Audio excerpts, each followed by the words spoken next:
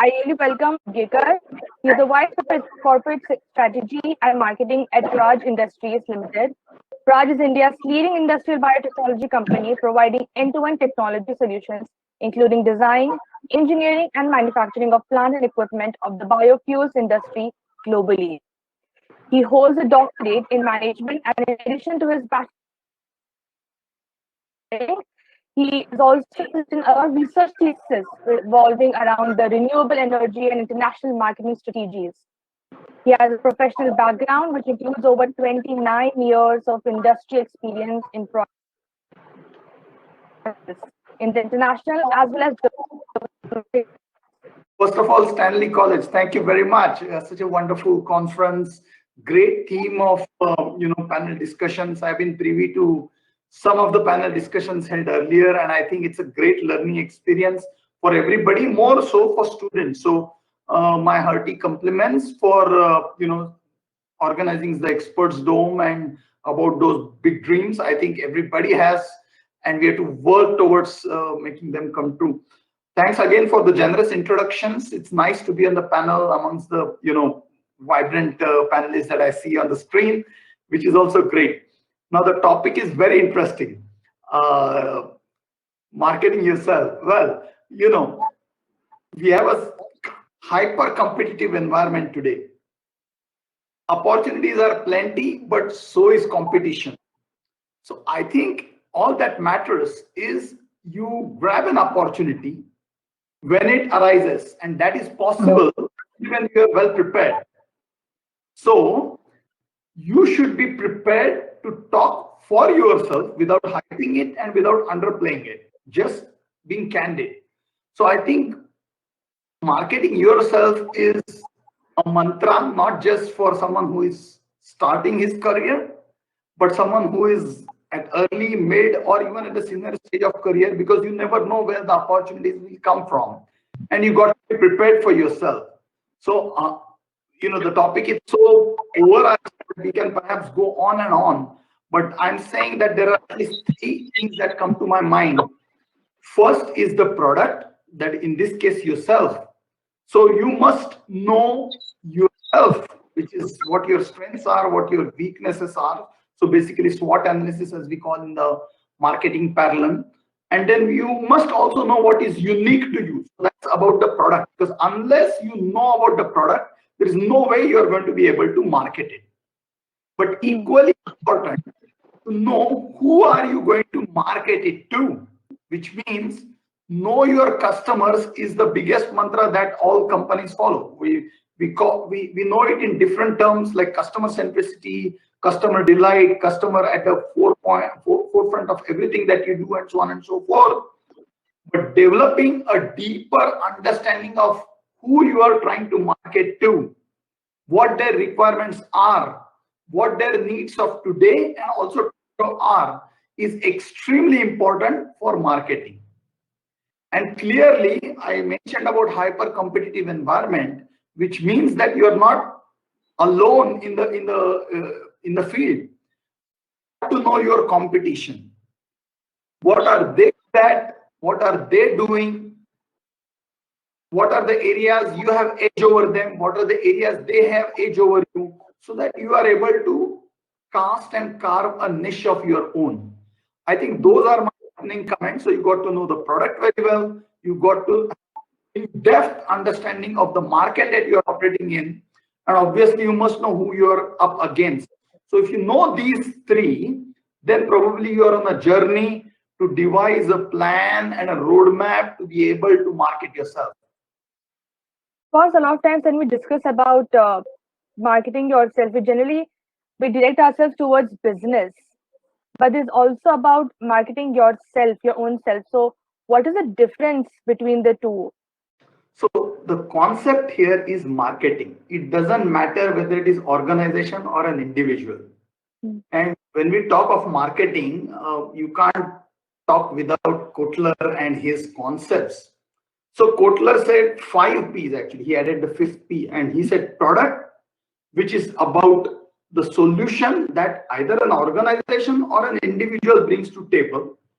Because When you say product, the customers understand it as solution. So I think it's important to understand what we say in marketing dimension and what customer interprets it. So when you say product, it's a customer sees this as a solution. So fundamentally, it is organization or individual. It's a solution that we are talking. So that's first. Second P is about promotions. So when you talk about promotions, and there are a host of them, including the social media, the customer understand it as information or a knowledge sharing. So we got to be careful that we are a good product, which is our own uniqueness, whether it is organization in terms of hard deliverables, or whether it is individual in terms of soft skills, behavioral skills, or competencies. The third P is about price. Price is more and than anything else, customer interprets it as value. So value typically is defined as the benefits he gets minus the cost that he incurs for it, and risks that come associated with this transaction factored in. So I think whether it is individual or an organization, the concept of price or value is very important. Then the P comes, that is place. So actually, which is the customer understands it as access in today's era of digital transaction, e-wallet, or reverse auctions and e-auctions. The platform is becoming kind of a little bit subdued. So it doesn't matter where you are, especially individuals.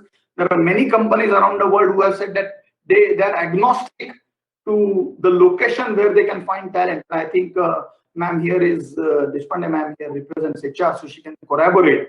So that was the next P. And I think the P that Porter added is purpose. That is why. And I think that has come in different shades everywhere. And which is how the customer interprets it as objective. Why you are doing what you are doing.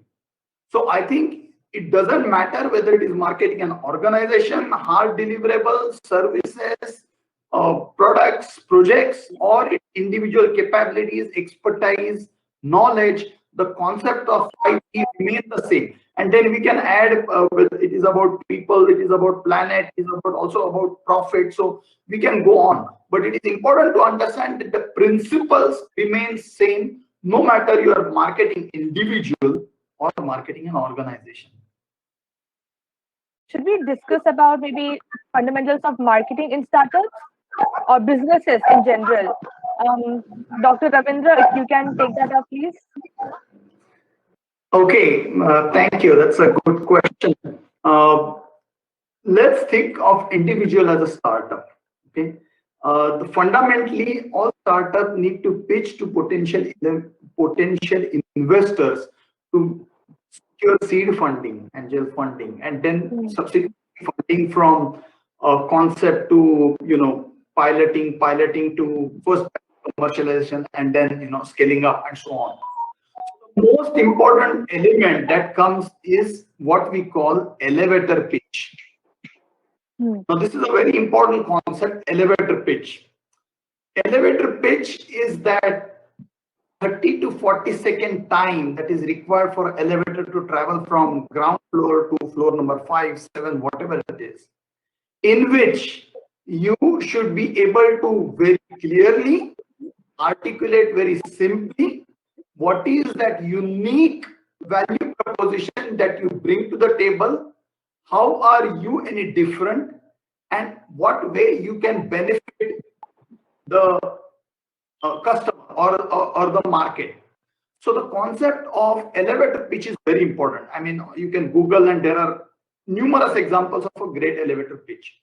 But integral part of that elevator pitch is the word value proposition. And it's been spoken in bits and pieces in this panel already. But value proposition again is that unique value or unique set of benefits as perceived by customers that you bring to table, that differentiates you from others, and how it will help solve the customer's problem or the pain. So it is unique, it is distinct, it helps address the customer's pain areas or the problem areas. So if you can devise a very articulated elevator pitch based on value proposition, probably you've got a good hook going for the potential audience that you're talking. And for which I have a very simple formula. On the y-axis, you plot all the strengths that you have. On the y-axis, you plot all the strengths that you have. On the x-axis, you plot all the things that customer values or customer needs, customer demands, customers' needs of today and needs of tomorrow. So if you can have this Boston's 2x2 matrix, your strengths on y-axis, customer requirements on x-axis, then the place to click is the right top corner, which is maximum leveraging your strengths on the maximum requirement or the most requirement that customer has. And that we call as a sweet spot. You've got it, customer wants it, it's outside your competitors' purview. So that's the area you want to operate in. Again, coming to the left top box where you've got strengths, but customer is not aware that you have got these strengths.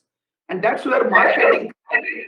So you got to make him see what we call as a hidden diamonds or the iceberg that has only a few things on the top, but a massive portion beneath the surface.